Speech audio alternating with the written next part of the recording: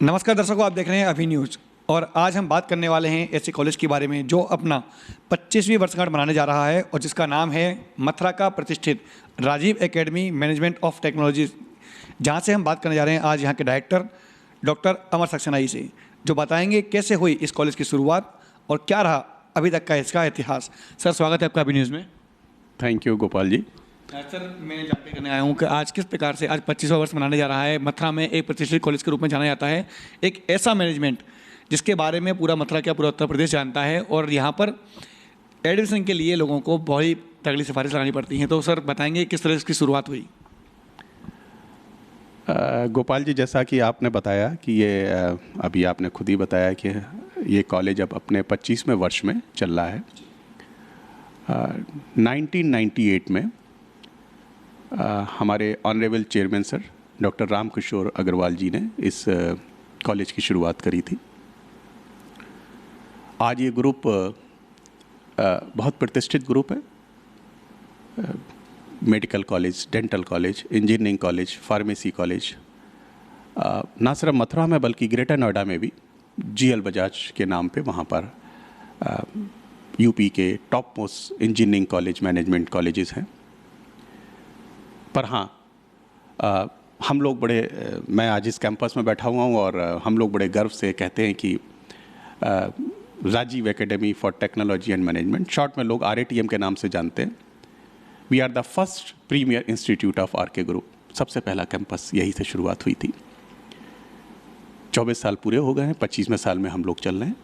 ये सेशन जब ख़त्म होगा तो ये कॉलेज अपनी 25वीं वर्षगांठ मनाएगा। और अगर इस कॉलेज की आप सफलता का बात कर रहे हैं कि यहाँ पर लाइन लगती है, लोग एडमिशन लेते हैं, तो इसमें जो सबसे बड़ा योगदान अगर मैं किसी का कहूँगा, जो सबसे बड़ा कंट्रीब्यूशन कहूँगा, वो हमारे स्टूडेंट्स का है। किसी भी कॉलेज के लिए स्टूडेंट ही उसकी पहचान होते हैं।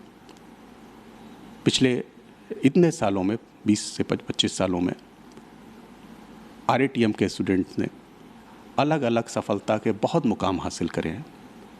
हमारी एक एलुमनाई एसोसिएशन है जिसमें वो हमारे स्टूडेंट्स हमारे साथ जुड़े हुए हैं, और वो सिर्फ इंडिया में नहीं, अब्रॉड, ऑस्ट्रेलिया, दुबई, कनाडा, अलग अलग जगहों पर हैं।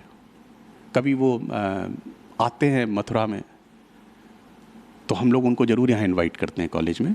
और वैसे भी हमारे एलुमनाई एसोसिएशन के ये जो हमारे सब स्टूडेंट्स आज जो जुड़े हैं, या वैसे भी साल में हमारे पास हम लोग इनको इनवाइट करते हैं। जो एग्जिस्टिंग स्टूडेंट हैं उनके साथ उनकी इंटरेक्शन करवाते हैं और वो अपनी बताते हैं कैसे उन्होंने सफलता पाई, और ये बच्चे जो आज पढ़ते हैं वो भी उनसे इंस्पायर होकर आगे का काम करते हैं। तो एक तो ये हमारे अच्छे जो स्टूडेंट हैं वो उससे हमारी एक सफलता का बहुत बड़ा एक हमारा आयाम जुड़ा हुआ है। और फिर हमारा मैनेजमेंट बहुत ही प्रोग्रेसिव मैनेजमेंट है। सबसे पहला जो विज़न मैनेजमेंट का है कि स्टूडेंट फर्स्ट। स्टूडेंट के लिए जो भी चीज़ की एक ज़रूरत होती है, एक बच्चा जब एडमिशन लेता है, कॉलेज में एडमिशन लेने आता है, तो ये मान के चलिए जब वो एक अंडर ग्रेजुएट कोर्स में एडमिशन लेता है तो वो 3 साल का उसका वो जो एक वेस्ट कीमती वक्त होता है वो हमारे डिस्पोजल पे होता है। पैसे तो आएंगे और जाएंगे, फीस देता है, ठीक है, पर वो 3 साल का वक्त अगर वो सही से नहीं शेप हुआ तो फिर दोबारा लौट के नहीं आता है। तो एक बहुत बड़ा ये जिम्मेदारी है एक किसी भी एक बच्चे की जो हम पे विश्वास दिखाता है, हमारे पास आता है, उसका वो 3 साल का समय, या पोस्ट ग्रेजुएट कोर्स में अगर वो एडमिशन लेता है तो वो 2 साल का समय, उस बच्चे के लिए कितना बेहतर तरीके से हम उसको संवार पाते हैं। और इसमें हमारे मैनेजमेंट का हमेशा बहुत प्रोग्रेसिव और बहुत ही कोऑपरेटिव एक विज़न है उनका इस चीज़ को लेके, और उनके इस विज़न को लेके, उनकी इस गाइडेंस को लेके हमारे जो फैकल्टी मेंबर्स हैं, हमारे जो और स्टाफ मेंबर्स हैं, हम लोग उसको डिस्चार्ज करते हैं और बच्चों का आगे कैरियर बनाने में उनकी मदद करते हैं। जैसा कि मैंने भी आपसे पूछा कि यहाँ पर जो प्रवेश के लिए लाइनें लगती हैं, तो प्रक्रिया क्या रहती है प्रवेश की? किस तरह से मतलब बच्चों को यहाँ आने के बाद में सुविधाएं दी जाती हैं और किस आधार पर उनको प्रवेश दिया जाता है? देखिए, हमारे जो इस कैंपस में जो कोर्सेज चलते हैं, 2 तरीके के कोर्सेज हैं। अंडर ग्रेजुएट कोर्सेज है और पोस्ट ग्रेजुएट कोर्सेज है। अंडर ग्रेजुएट कोर्सेज में हमारे एक BBA, BCA, BSc computer science और बैचलर ऑफ ई कॉमर्स, ये आगरा यूनिवर्सिटी DBRU से एफिलिएटेड हैं। पोस्ट ग्रेजुएट कोर्सेज में MBA और MCA चलता है। ये AKTU लखनऊ से एफिलिएटेड कोर्सेज हैं। इसके अलावा एक वर्टिकल हमारे यहाँ और चलता है जो कहलाता है एजुकेशन वर्टिकल, जिसमें B.Ed और M.Ed चलते हैं। ये भी B.Ed और M.Ed भी DVRU आगरा से एफिलिएटेड है। लाइब्रेरी साइंस का कोर्स भी हम चलाते हैं, जिसमें B.Lib और M.Lib 2 कोर्सेज हैं। आपको जान के हैरानी होगी कि जो M.Lib कोर्स है वो मथुरा में सिर्फ हमारे पास चलता है। आगरा यूनिवर्सिटी में चलता है, मथुरा में हमारे पास है सिर्फ, और किसी के पास M.Lib कोर्स नहीं चलता है। B.Lib तो है एक आध और जगहों पर। तो अंडर ग्रेजुएट कोर्सेज में जो हम लोगों को UGC और यूनिवर्सिटी की गाइडलाइन फॉलो करनी होती है, तो under graduate courses BBA, BCA, BSc या BE.Com में हमारे पास गाइडलाइन ये रहती है कि +2 यानी कि 12th बच्चा को पास होना चाहिए, और उसमें उनके पास मिनिमम 50% और 45% मार्क्स होने चाहिए, तो वो एलिजिबल होता है। लेकिन इसके बाद अगर थोड़ा सा हम लोग एक बच्चे का टेस्ट भी लेते हैं, और हमें ये उसमें पता चल जाता है कि उसकी वीकनेस कहाँ है। हम किसी स्टूडेंट को अगर सीट होती तो हम इस वजह से मना नहीं करते हैं कि उसकी परसेंटेज कम है, किसी रीज़न की वजह से परसेंटेज कम आ सकती है उसकी, लेकिन हम उसकी वीकनेस जरूर आइडेंटिफाई करते हैं एडमिशन के टाइम पे, ताकि मान लीजिए किसी BCA में किसी बच्चे ने एडमिशन लेने आया। अब BCA में ये कंपलसरी होता है कि आपके पास मैथ्स होनी चाहिए या आपके पास कंप्यूटर साइंस +2 में होनी चाहिए। अब वो मैथ्स का स्टूडेंट है, मान लीजिए उसके नंबर कम रह गए, तो हम उस टेस्ट में आइडेंटिफाई कर लेते हैं कि इसको BCA करना है, तो इसको मैथ्स का हमें अलग से कैसे इसकी तैयारी करवानी है। अच्छा, पोस्ट ग्रेजुएशन में ये होता है कि वहाँ पर ग्रेजुएट होना चाहिए और मिनिमम 50% मार्क्स वहाँ का क्राइटेरिया यूनिवर्सिटी ने वो करा हुआ है निर्धारित। तो 50% नंबर के साथ जो पोस्ट ग्रेजुएट होते हैं उसमें MBA और MCA में वो एडमिशन ले सकते हैं। B.Ed के एडमिशन काउंसलिंग के थ्रू होते हैं। UP का एक कंबाइंड एंट्रेंस एग्ज़ाम होता है। अभी इस बार वो exam MJP Rohilkhand university Bareilly ने कराया, और वो UP की कंबाइंड काउंसलिंग होती है। इस काउंसलिंग के थ्रू बच्चे हमारे कॉलेज को सिलेक्ट करके, अगर वो आते हैं सिलेक्ट होकर उसमें उनकी मेरिट में आते हैं, तो फिर हमारे पास वो आते हैं। एक महत्वपूर्ण जानकारी लेना चाहूँगा आपसे, जैसा कि मतलब कुछ बच्चे ऐसे होते हैं जिनको पता नहीं है कि स्कूल में इस वक्त कितनी सीटें अवेलेबल हैं और मुझे कितने के बाद में एडमिशन मिल सकता है, नहीं मिल सकता है। तो इसके बारे में आप बताना चाहेंगे किन किन क्लासों में कितनी कितनी सीट अवेलेबल्स हैं? हमारी वेबसाइट है ratm.in। वेबसाइट के ऊपर हम लोग इसको डिस्प्ले करते हैं कि सीट्स कितनी हैं, और अदरवाइज़ हमारे फ़ोन नंबर भी डिस्प्ले होते हैं वेबसाइट के ऊपर। फ़ोन नंबर हमारे और अन्य तरीक़ों से भी अलग अलग माध्यम से जो एडवर्टाइजमेंट होते हैं उन पे फ़ोन नंबर डिस्प्ले होते हैं, और वो फ़ोन नंबर 24/7 वर्किंग होते हैं। कभी भी कहीं पर we are just a call away, एक कॉल हमारे पास आएगी, उस बच्चे की जो भी क्वेरी है वो उस पर रिजॉल्व हो जाती है। और अदरवाइज़ वो वेबसाइट के ऊपर इंक्वायरी फॉर्म होता है, उस पर भी भर के डाल सकते हैं। और अगर मन करे किसी भी स्टूडेंट का तो कभी कैंपस में हमारे विजिट करें और डिटेल इन्फॉर्मेशन भी मिल जाएगी, और फ़ोन पे तो कभी भी किसी समय भी इन्फॉर्मेशन रहती है अवेलेबल। यदि बात की जाए प्लेसमेंट की, तो इन 25 सालों में लगभग सैकड़ों छात्रों में, तो कहूँगा मतलब हज़ारों छात्रों ने विभिन्न स्थानों पर प्लेसमेंट पाए हैं। कैसा महसूस करते हैं जब कोई बच्चा यहाँ से निकलने के बाद में और अपनों अच्छी जगह पर जाकर के प्लेसमेंट हो, उसका विदेशों में जाकर जॉब करता है, और जब यहाँ आता है तो आपको कैसा महसूस होता है? देखिए, 2 चीज़ें बहुत इम्पॉर्टेंट होती हैं स्टूडेंट्स के लिए। एक तो वो नॉलेज एक्वायर करें। वो नॉलेज एक्वायर वो करते हैं क्लासरूम में, जब वो अपना सब्जेक्ट पढ़ते हैं और टीचर्स उनको जाके क्लास में उनको पढ़ाते हैं। नॉलेज का डायरेक्ट रिलेशन इस बात से नहीं होता है कि किसी के 90% है या किसी के 70% है। नॉलेज का रिलेशन इस बात से होता है कि बच्चे की उस सब्जेक्ट को लेके अंडरस्टैंडिंग क्या है और वो उसको अप्लाई कैसे कर पाता है उस सब्जेक्ट। तो एक तो ये पार्ट होता है। दूसरा पार्ट होता है प्लेसमेंट का। ये भी ख़ास तौर से पोस्ट ग्रेजुएट प्रोग्राम में तो बहुत ही इंपॉर्टेंट होता है। जो पोस्ट ग्रेजुएट प्रोग्राम MBA और MCA में जब बच्चे एडमिशन्स लेते हैं तो वो पढ़ाई नहीं करते हैं। वो मतलब पढ़ाई से मतलब वो स्टूडेंट नहीं है, वो 1-1.5 साल बाद एक प्रोफेशनल बनने जा रहे हैं। वो तो उनका तो एक अलग लेवल पे वो आ जाते हैं जहाँ से वो एक प्रोफेशनल जर्नी उनकी स्टार्ट हो जाती है। जब फ्रॉम द डे 1 जब वो MBA में स्टार्ट करता है, MCA में स्टार्ट करता है, from day 1 in professional journey की शुरुआत उसकी हो जाती है। तो अब उनको प्लेसमेंट एक इक्वली इम्पॉर्टेंट है along with the acquiring of knowledge. तो हम लोग एक तो क्लासरूम की टीचिंग पे बहुत फोकस करते हैं। आप विश्वास जानिए कि ना सिर्फ हम क्लास में पढ़ाते हैं बल्कि हमारे यहाँ ये सिस्टम है और इसकी बाकायदा नोटिफिकेशन होता है। स्टूडेंट को बार बार नोटिफाई कराया जाता है कि क्लास के बाद किसी भी स्टूडेंट को किसी भी सब्जेक्ट में कैसी भी प्रॉब्लम है वो टीचर्स के साथ में अपनी बात करें और टाइम ले और अपना एक्स्ट्रा क्लास करके उसको रिजॉल्व करें। इसके लिए कोई भी अलग से एक पैसे की भी फीस नहीं ली जाती है। क्लासेस ऑफ होने के बाद स्टूडेंट अपने टीचर्स के साथ में, हो सकता है टीचर्स के साथ में मान लीजिए आज नहीं कल का समय मिल गया, पर within 24 hours as a director मेरा ये नोटिफिकेशन होता है कि किसी भी स्टूडेंट को, एक ओपन नोटिफिकेशन है, स्टूडेंट को अगर किसी भी तरीके की अपनी एकेडमिक्स में प्रॉब्लम है तो वो 24 घंटे के अंदर अगर उसकी रिजॉल्व नहीं होती विद इन 24 आवर तो भी इमीडिएटली मुझे रिपोर्ट करे आके। तो हालांकि आज तक मेरे पास ऐसी नौबत नहीं आई किसी स्टूडेंट को 24 घंटे उसकी प्रॉब्लम। तो एक तो हम इस पर बहुत फोकस करते हैं कि स्टूडेंट की। दूसरा फिर आ जाता है प्लेसमेंट। अब प्लेसमेंट जब आता है तो प्लेसमेंट रेडी करना पड़ता है स्टूडेंट को। हमने अपने यहाँ, हमारे पास टीचर्स के अलावा, जो सब्जेक्ट टीचर्स के अलावा ट्रेनर्स हैं।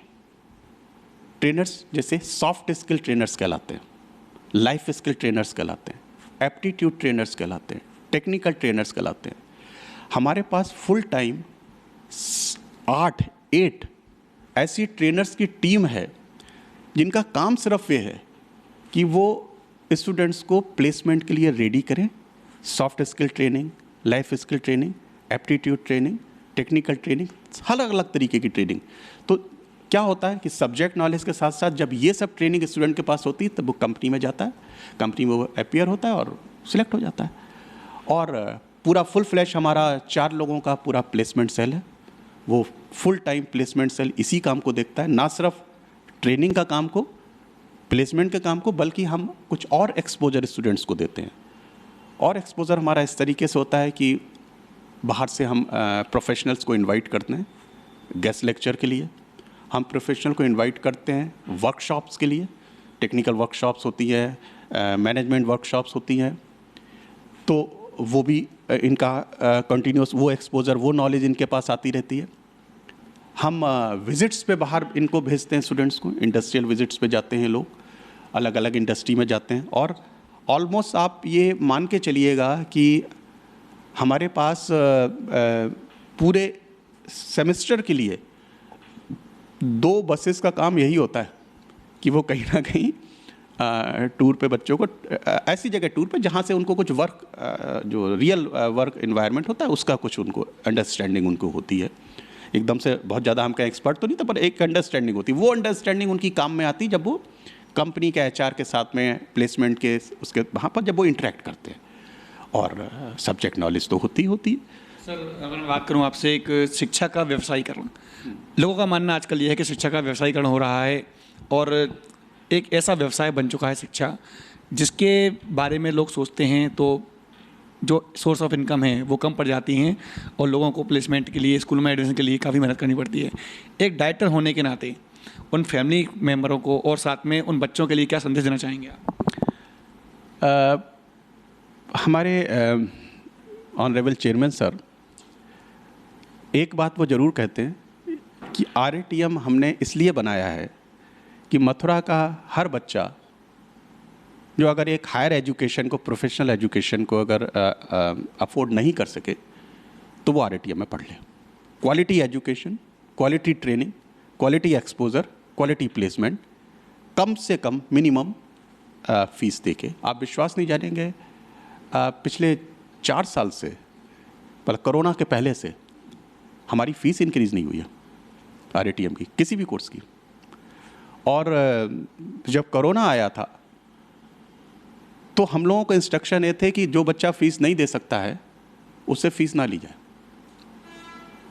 उसको ऐसे ही, मतलब कोरोना में बहुत लोगों की इनकम बंद हो गई थी, बिल्कुल बंद हो गई थी।